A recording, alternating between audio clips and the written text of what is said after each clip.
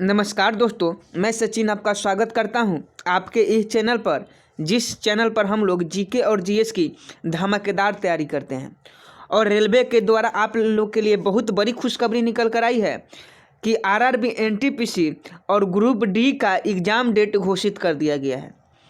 तो जैसे ही RRB, NTPC का एग्ज़ाम डेट घोषित कर दिया गया है, वैसे ही आप लोग भी अपने तैयारी को एक नया मोड़ ले चले, एक नया दिशा की ओर ले चले और अपनी तैयारी को मजबूत बनाएं। आप सभी जानते हैं कि हम आरआरबी, एनटीपीसी के लिए लूसेंट बुक से 1000 MCQ जीके का प्रश्न करवा रहे हैं। 1000 MCQ जीके का प्रश्न करवा रहे हैं, जिसमें हम लोग 500 प्रश्न पहले ही देख चुके हैं और आज हम लोग 500 से 550 क्वेश्चन तक देखने वाले हैं। तो आप इस वीडियो में शुरू से अंत तक बने रहें। और इसके पहले वाले वीडियो आप नहीं देखे हैं तो गलती मत कीजिए, आप उस वीडियो को ज़रूर देखिए, क्योंकि यह जो वीडियो है वह आपके एग्ज़ाम की दृष्टि से ही बनाया गया है, ताकि आप एग्ज़ाम में जीके और जीएस की धुआंधार प्रदर्शन कर सकें और सफलतापूर्वक अपना स्कोर उच्च कर सकें। तो आप इस वीडियो में शुरू से लेकर अंत तक बने रहें और उस सभी वीडियो का लिंक इस वीडियो के डिस्क्रिप्शन में है, तो आप वहां से उस सभी वीडियो को जरूर देखिएगा। और इसका पीडीएफ का लिंक भी इस वीडियो के डिस्क्रिप्शन में है, जहां से आप डाउनलोड कर सकते हैं। और करंट अफेयर्स की तैयारी के लिए हमारा नया चैनल एक क्रिएट हुआ है, जिसका लिंक इस वीडियो के डिस्क्रिप्शन में है। आप वहां से जाकर करंट अफेयर्स के सारे वीडियो उस चैनल पर देख सकते हैं। तो चलिए पहला प्रश्न स्टार्ट करते हैं। पहला है कि अर्जुन पुरस्कार किस वर्ष शुरू हुआ? तो अर्जुन पुरस्कार 1961 में शुरू हुआ। तो इसका राइट आंसर 1961 हो जाएगा। रेखा कौन सी है? भारत की मानक समय रेखा 82.5 पूर्वी देशांतर रेखा जो इलाहाबाद से गुजरती है। अगला प्रश्न है, मैग्सेसे पुरस्कार पाने वाला पहले भारतीय कौन थे? तो विनोबा भावे जो थे वह मैग्सेसे पुरस्कार पाने वाले पहले भारतीय थे। अगला है, मोनालिसा किसकी विश्व विख्यात पेंटिंग है? तो लियोनार्डो दा विंची का जो पेंटिंग है मोनालिसा, वह विश्व विख्यात पेंटिंग है। अगला प्रश्न है, स्वांग किस राज्य का लोक नृत्य है? तो स्वांग जो है वह हरियाणा राज्य का लोक नृत्य है। अगला प्रश्न है कि भारत में कितने उच्च न्यायालय हैं? तो भारत में कुल 24 उच्च न्यायालय हैं।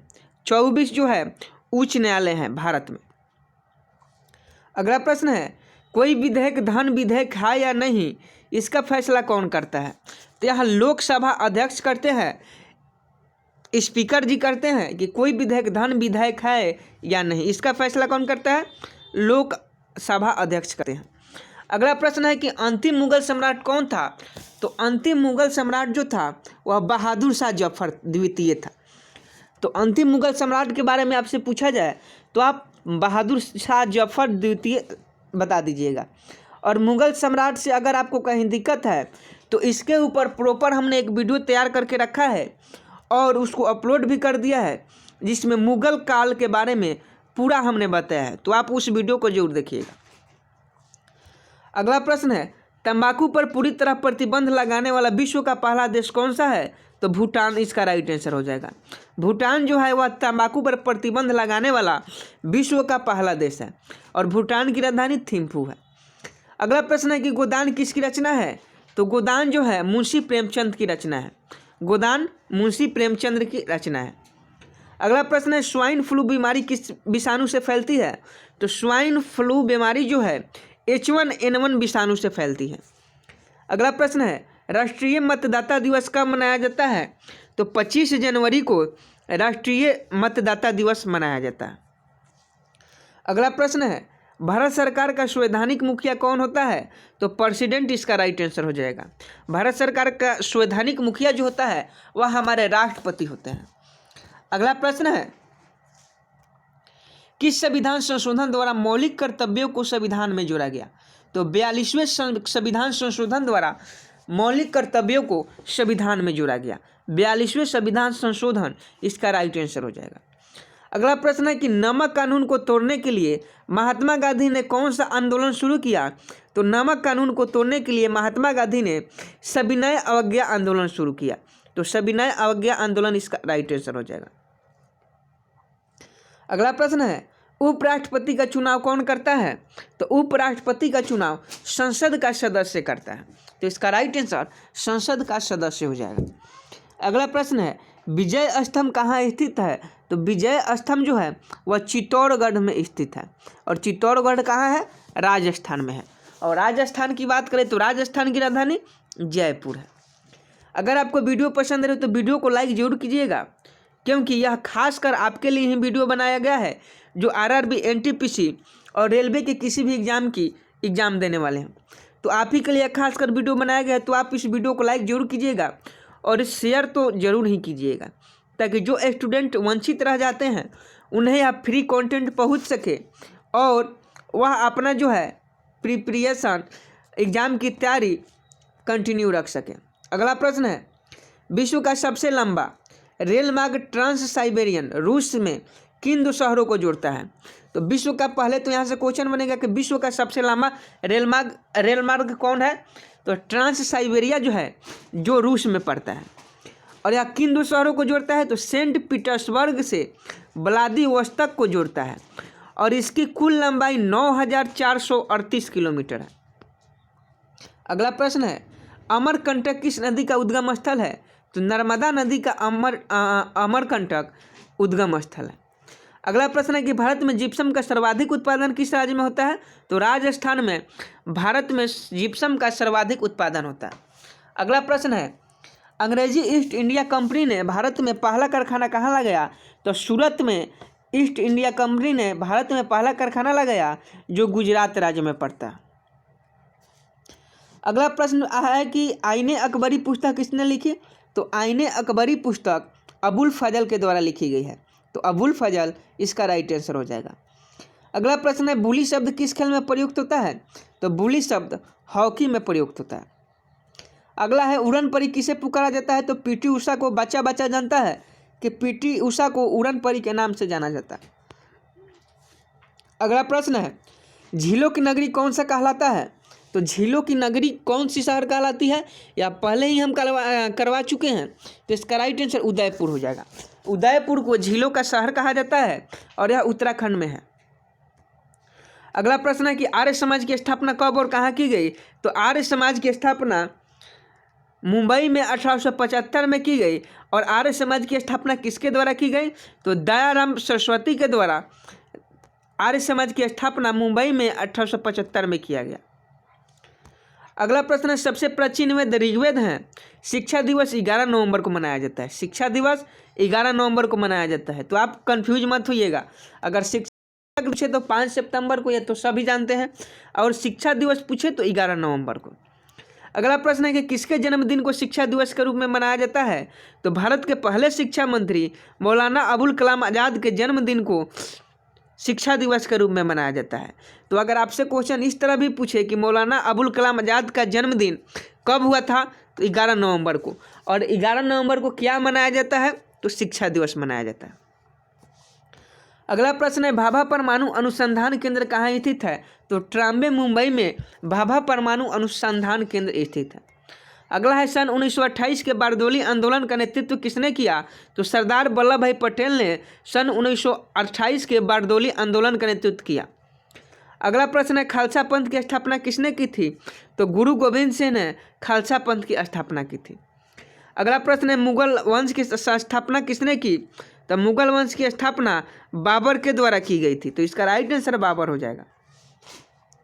अगला प्रश्न है भारत की पहली महिला आईपीएस अधिकारी कौन थी? तो भारत की पहली महिला आईपीएस अधिकारी किरण बेदी थी। तो किरण बेदी इसका राइट आंसर हो जाएगा। अगला प्रश्न है कथक किस राज्य का शास्त्रीय नृत्य है? तो कथक जो है वह उत्तर प्रदेश राज्य का शास्त्रीय नृत्य है। तो उत्तर प्रदेश इसका राइट आंसर हो जाएगा।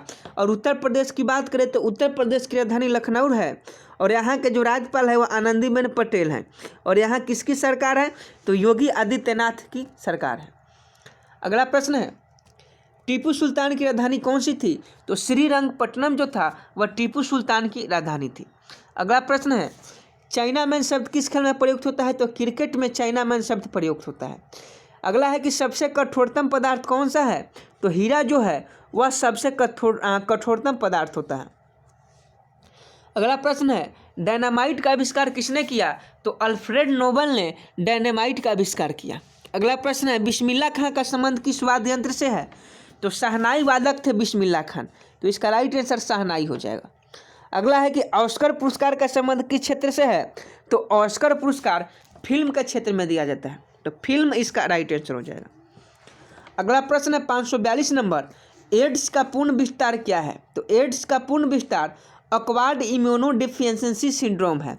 और एड्स दिवस किस तिथि को मनाया जाता है?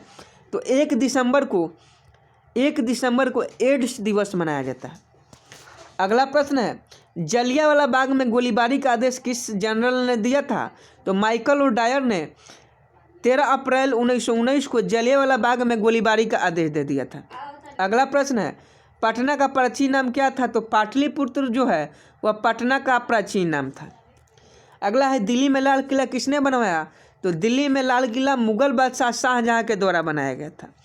पहले ही हम आपको बता दिए हैं कि दिल्ली सल्तनत चाहे मुगल वंश से कहीं भी किसी प्रश्न में दिक्कत हो तो आप हमारे चैनल पर एक बार जाकर देख लीजिए, जिसमें हम दिल्ली सल्तनत अलग पढ़ाए हैं और मुगल वंश के बारे में अलग समझाए हैं, तो आप वहां से सारे क्वेश्चन को क्लियर कर सकते हैं। अगला प्रश्न है, नेताजी सुभाष राष्ट्रीय खेल संस्था कहाँ स्थित है? तो पटियाला में इसका राइट आंसर हो जाएगा। नेताजी सुभाष राष्ट्रीय खेल संस्थान पटियाला हरियाणा में स्थित है। अगला प्रश्न है कि पटना का प्राचीन नाम सभी जानते हैं पाटलिपुत्र। अगला प्रश्न है, आगा खा कप किस खेल से संबंधित है? तो हॉकी से आगा खा कप संबंधित है और हॉकी में 11 खिलाड़ी होते हैं। अगला है, बांदीपुर अभयारण्य किस राज्य में स्थित है? तो कर्नाटक में बांदीपुर अभयारण्य स्थित है। अगला है, भाप इंजन का आविष्कार किसने किया था? तो जेम्स वाट ने भाप इंजन का आविष्कार किया था।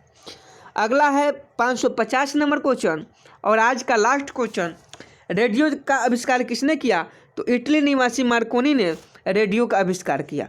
तो ये थे क्लास हमारा, जिसमें हम लोगों ने टॉप 50 जीके देखे, जो आपके किसी भी एग्जाम के दृष्टि से बहुत ही महत्वपूर्ण है, क्योंकि यह लूसेंट बुक से टॉप एक्सपेक्टेड क्वेश्चन उठाए हैं जो आपके लिए बहुत ही फायदेमंद है। यह हमारा 11वां क्लास था। इसके पहले हमने 1 से 10 क्लास कर चुके हैं। जो लोग उस वीडियो को नहीं देखे हैं तो उसका लिंक इस वीडियो के डिस्क्रिप्शन में हम दे देंगे, आप वहां से जाकर उस वीडियो को देख लीजिएगा। और जो लोग करंट अफेयर्स की तैयारी करना चाहते हैं उनके लिए बहुत बड़ी खुशखबरी है, क्योंकि करंट अफेयर्स का हम स्पेशल वीडियो प्रतिदिन अपने दूसरे यूट्यूब चैनल पर डाल रहे हैं, जिसका लिंक इस वीडियो के डिस्क्रिप्शन में है। तो आप चैनल को सब्सक्राइब जरूर कर लीजिएगा और बेल आइकन को ज़रा जोर से दबा दीजिएगा, ताकि सबसे पहले नोटिफिकेशन आप ही तक पहुँचे। तो मिलता है नेक्स्ट वीडियो में, तब तक के लिए जय हिंद जय भारत।